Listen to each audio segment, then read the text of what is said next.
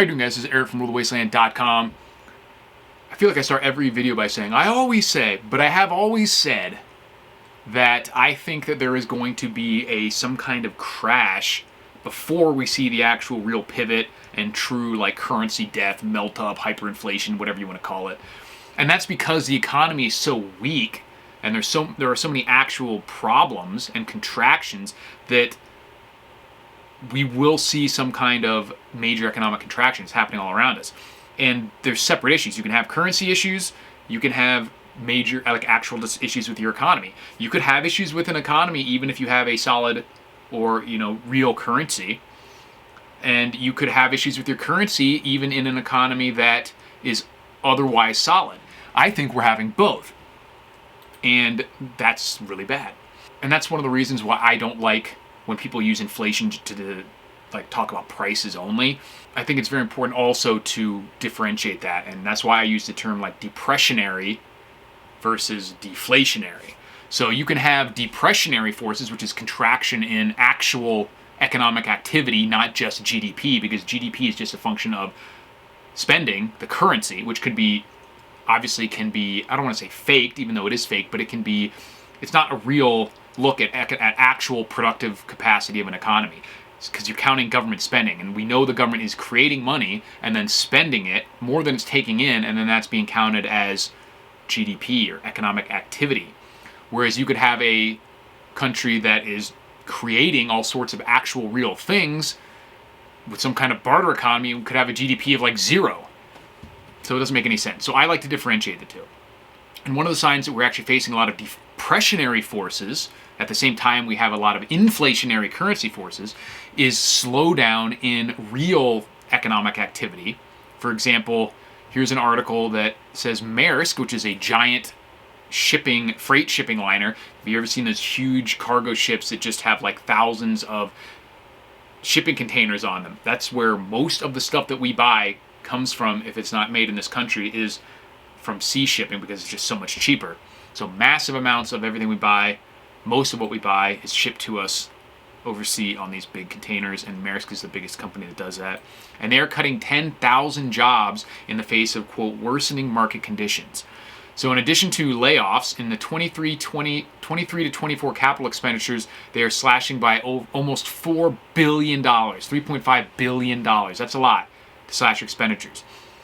Oh, I was mistaken. Maersk is the second largest ocean carrier. Who's the first? I don't even remember. So Maersk, the world's second largest ocean carrier, revealed Friday that it is intensifying job cuts in light of the worsening market conditions in ocean shipping, because people aren't buying stuff. They can't. They're having to spend so much money on housing, on energy and fuel, on food, that they can't buy nearly as many things.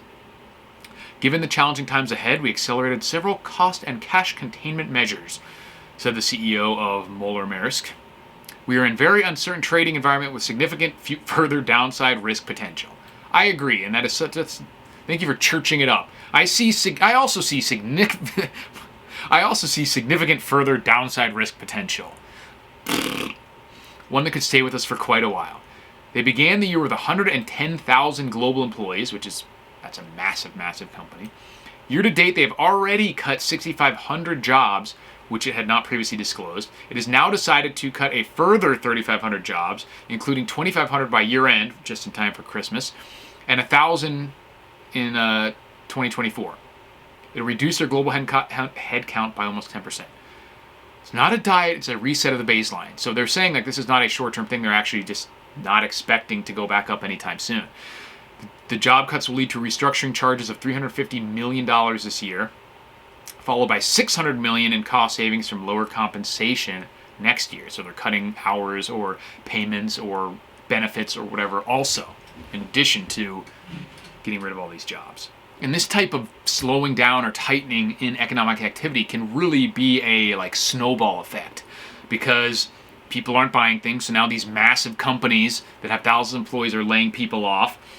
So those people aren't going to be spending as much money, and all the trickle down of what that means for the companies that would be buying that stuff and would be selling it locally, the commercial real estate that they're renting, all the people that they're paying for, the employees, whatever clothing or consumer goods that they would be shipping are not getting shipped. Now they're not getting sold. Now they're not getting bought. So and that really can start to pick up steam and cause a pretty big implosion in the economy when you have weakness there to begin with. And then you add into that the issues that we're having with the currency, and you can see that we're in for some rough years ahead. But this is the kind of, these indicators are what I expect to see because the economy is weak and the currency is being inflated, and those are separate things in my mind. Obviously, they interact, they're linked, but that's why I think we're going to see a contraction of all this economic activity, which will cause them to have to pivot because this tightening makes it harder for people to get money, harder for all, in this Keynesian system, credit is money, so it has to flow or else everything gets choked out even more. So once that starts getting choked out and picks up steam and all this monetary supply starts collapsing and really grinding everything to a halt, their choices are either going to be let it completely freeze up the entire system, all the money dies and everything stops, or psych, pivot, rates are lower again, helicopter money.